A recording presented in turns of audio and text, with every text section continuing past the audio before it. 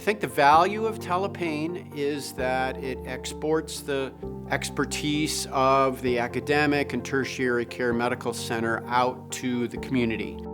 TelePain is a free weekly service that's open to all providers to better understand how to treat their patients with chronic pain. TelePain is a means to mentor, teach, lead, experience trainees and people who haven't had previous knowledge of how to take care of very, very complicated patients with chronic pain. UW TelePain is a really interesting and fairly novel program when it first began. In 2010, the Washington State rules mandated providers of pain expertise support any decisions made about complex pain. The problem was we had no providers available in the community. We needed to know what the patient's experience was, what the community provider's experience was, and with that information, able to navigate the diagnosis and approach to therapy, communication skills, medication management, and then to promote a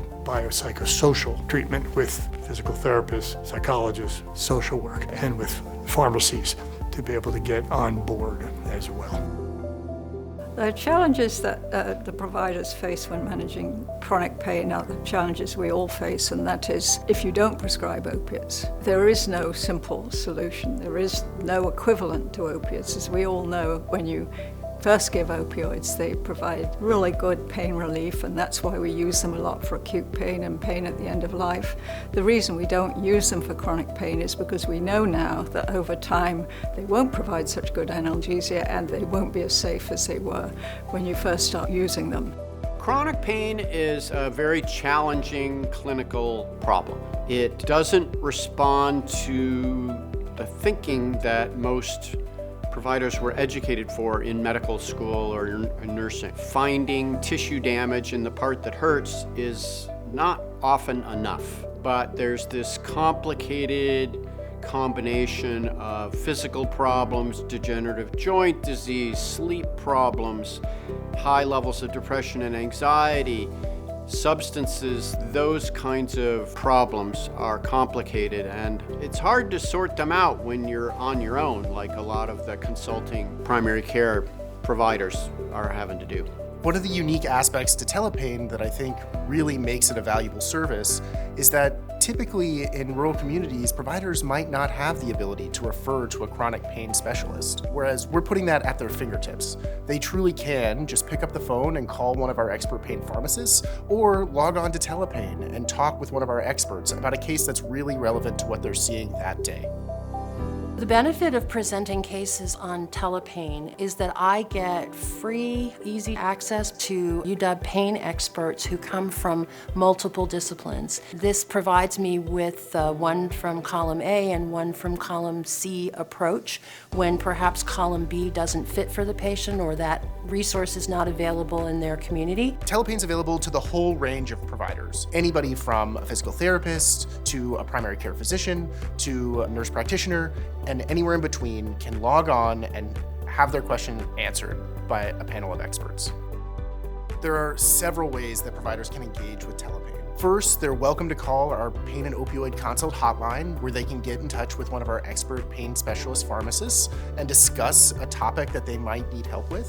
The hotline runs during working hours. It's manned by 2 pharmacologists who can help out with things like opioid dosing, or in fact any pain medicine dosing, and drug interactions and drug switching, and it's a very useful resource even for us. The phone line is such a great resource for providers. There's not a lot of access to chronic pain clinics or chronic pain providers in our area. The phone line is an amazing resource that providers can pick up and have someone right there that they can ask their question about chronic pain to, or their patient that has chronic pain, and get some on-the-spot information.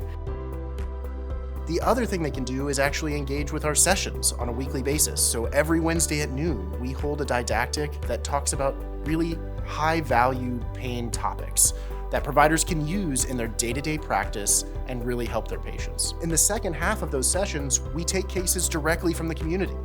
We hope that our expert panel can really offer an interdisciplinary plan for those patients that may have otherwise not had access to a pain specialist for months or even longer at a time. So looking at what makes sense for the patient's goals and then helping the patient to connect with those resources and to see a path forward that is different perhaps than what they've been doing so far and ultimately would be more in line with what they're hoping to see change in their life. I feel, and I hope other primary care providers feel, they're not alone. It's an opportunity to be with people that struggle with the same issues, and it's a wonderful camaraderie.